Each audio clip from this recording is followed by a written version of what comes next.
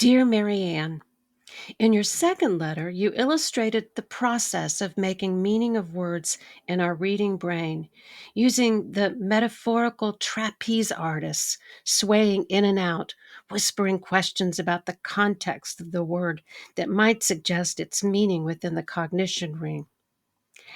I think we cannot say we are actually reading in the truest sense if we only focus on one word. Yes, we are reading the word, but as is the case with the word tracks, there are a great deal of ways in which the word tracks can be used to convey specific and nuanced meanings.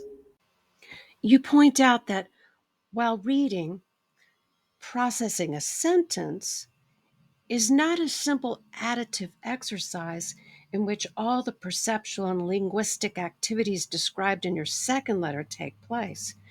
You cite the work of philosopher Andy Clark as he describes the process of reading sentences and longer text as entering new cognitive territory, where prediction meets perception and even precedes and prepares perception. The lightning speed with which our brains travel through the rings of perception facilitates our ability to engage in the higher level, deep reading processes. And this is when the quality of our reading, of any sentence or text, is dependent on the choices we make about how we read, whenever we read, regardless of the medium. And we do make choices. The demands made upon us in such a fast paced, information saturated world require us to engage in many reading acts in ways that don't nurture a deep reading of text. We glance, skim, scroll, switch so much that we never seem to be able to get down to the real reading of anything because our attention is so quickly rerouted through hyperlinks and social media posts, pictures, and videos. Teachers see this with our students, but we also know that it is true of us too. We hurry through reading text. If I think of my daily reading life for various purposes, I have to admit that I am constantly distracted by devices and the subtle little announcements from my phone alerting me to some newly posted item that could be anything from a social media post to a news item or receipt of a text message or new email. And while some of the distractions are quite pleasant, like a picture of my grandchildren popping up on Facebook, the action of being driven to distraction is wearying when I am trying to focus on a writing project or other professional duties. In my heart, I know that my engagement on devices isn't really reading, deep reading, the kind of reading that I love, that nurtures my soul and intellect, the kind of reading that both soothes my spirit and simultaneously lights up my mind. As teachers, we know that we owe it to our students, whether they are in their earliest grades or in high school, that we have a sacred responsibility to teach them how to engage in deep reading, as well as how to teach them to navigate the digital age in which we live. As I read your third letter, Maryanne, this is what's most important in my mind. Many years ago, I read Ray Bradbury's futuristic novel, Fahrenheit 451, at the time relegating it to the science fiction genre about a dystopian time far off in the future when books would be considered dangerous to humankind's ability to be happy by merely accepting the lives they are assigned to live. Fahrenheit 451 is the optimal temperature for burning all the books that could be found and confiscating them from anyone who possessed them. In this dystopian world, firemen didn't put out fires. Rather, Firemen started the fires that burned the books. I recently read the graphic novel adaptation of the book while preparing for my graduate literacy class. I was awakened to the profound message in Bradbury's book. The 2018 film adaptation of Fahrenheit 451 brought me to tears as I think about the widespread efforts to ban and remove books from our schools and libraries. A few months ago, I wrote about the burning of the Library of Alexandria and the profound loss it represented to humanity, regardless of who was responsible for the devastation. I compared this with other historical efforts to censure writers and ban books, most notably the burning of books in Nazi Germany under the auspices of Joseph Goebbels as Minister for Popular Enlightenment and Propaganda, when books were thrown into bonfires as an act of cleansing by fire, books deemed to be not aligned with the German spirit. While we will hopefully never see this level of widespread literary tyranny in our country, we are in the midst of what I call book plucking, as books that don't reflect the anti diversity, equity, and inclusion DEI agenda are summarily and systematically removed from schools and libraries, actions often sanctioned by state and local governments. And because of this, the message of your book, Reader Come Home, is even more urgent now than it was in 2018 when it was first published. Our students need books, and they need to be empowered to read them deeply because it is in the books that are being plucked from shelves that our students can see themselves and embark on reflective journeys of possibility and hope. And through the encounters with characters that are both like themselves and different, our students can develop empathy.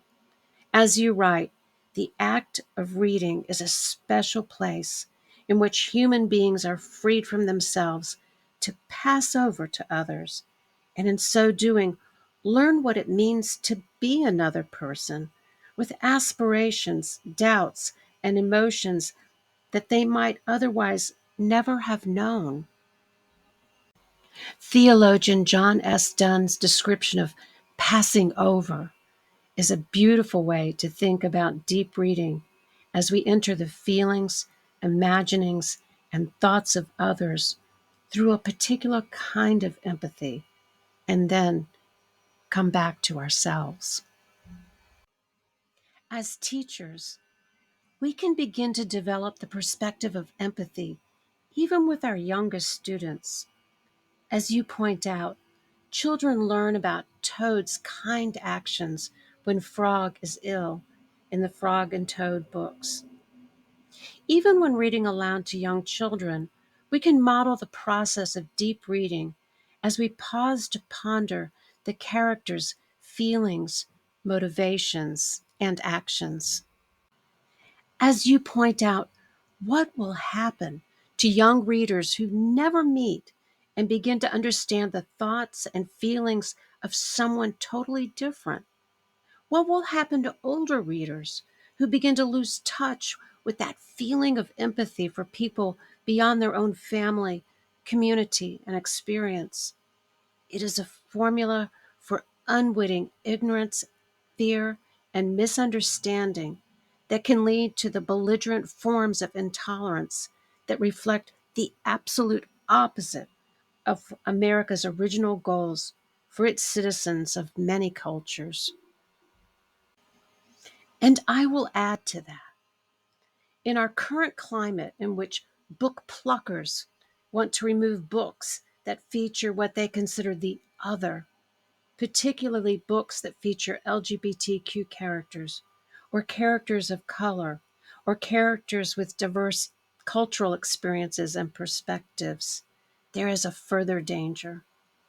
Judy Blume, who is no stranger to book bans and censorship, asks the exceedingly troubling question: Given the current climate, how many books will never be written or published?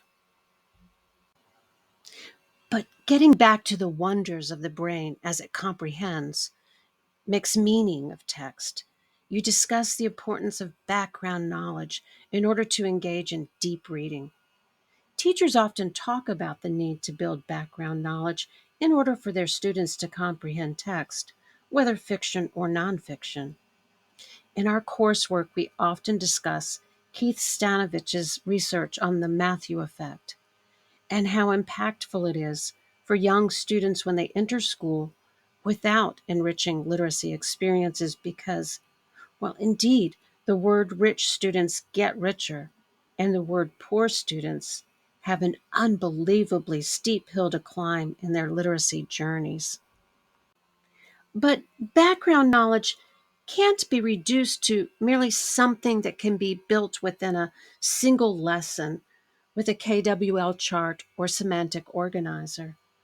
Background knowledge accumulates through experiences, discussions, engagement, and perhaps most importantly, through reading across a range of texts.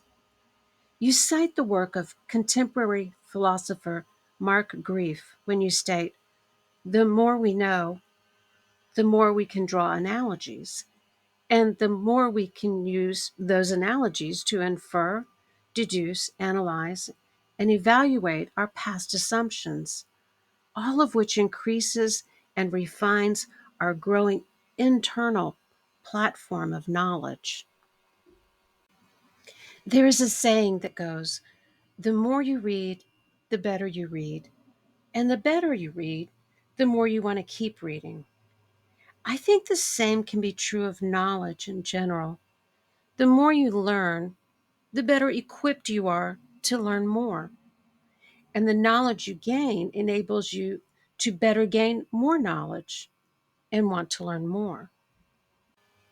Like you, I am a fan of Sherlock Holmes in all his various renditions over the years. I think I'm partial to Benedict Cumberbatch's modern day depiction of the detective. I'm always captivated when Sherlock enters his mind palace as he seeks to solve a mystery. The idea of the mind palace was not in the original Sherlock Holmes stories. It is unique to the Cumberbatch series. It is in his mind palace that he has stored all of his memories and everything he knows, his background knowledge. And Sherlock is able to enter a zone of silence and mentally walk through his mind palace to locate and access every memory or every bit of information with ease in his quest to solve a problem or mystery. I think this is a good analogy for the concept of background knowledge. If we think of our minds as mind palaces, a beautiful palace in which all of our knowledge and memories are stored in elegant rooms full of everything we cherish and need to make meaning of life, solve problems, and think critically about the ponderable. We can make the connections among our analogic, inferential, empathetic, and background knowledge that will enable us to process what we read and already know in order to gain more knowledge. For me, much of the beauty in your book, Reader Come Home, is reflected in your discussions of all the books you've stored in your mind palace. So thank you for sharing your reflective journey and research with us. I've tried to make it a practice to visit my own mind palace these days, to poke around in the corners a bit. I'm happy when I run across things that I may have lost contact with over the years, books I've read, things I learned even as a child while visiting museums, or the pearls of wisdom I've learned from others. But I'm also well aware that I still have a number of rooms to fill, to decorate with beautiful memories. I will close by referring back to Fahrenheit 451, the 2018 movie version. We learn in the latter part of the movie that a group of the eels, People who seek to preserve books have begun memorizing entire books in order to preserve them in the event they're discovered and the books are burned. Each of the characters, the eels, has selected a book to memorize, and they identify themselves according to the book they've committed to memory. One character identifies herself as Toni Morrison's Song of Solomon. Another identifies himself as James Baldwin's The Fire Next Time. And we sadly learn that one woman who had been killed by the firemen identified herself as John Steinbeck's Grapes of Wrath. I'm still pondering what book I would memorize and what name I would take. I have a number of favorite books, but the question is, what book do I consider so important that I would want to preserve it for humanity in the event that it falls victim to book pluckers, or worse, is completely erased from our collective library as a nation? What book, in its entirety, from beginning to end, every word and sentence, would I add to my mind palace? Thank you, Maryanne. Until next time, we are your committed readers, the teachers.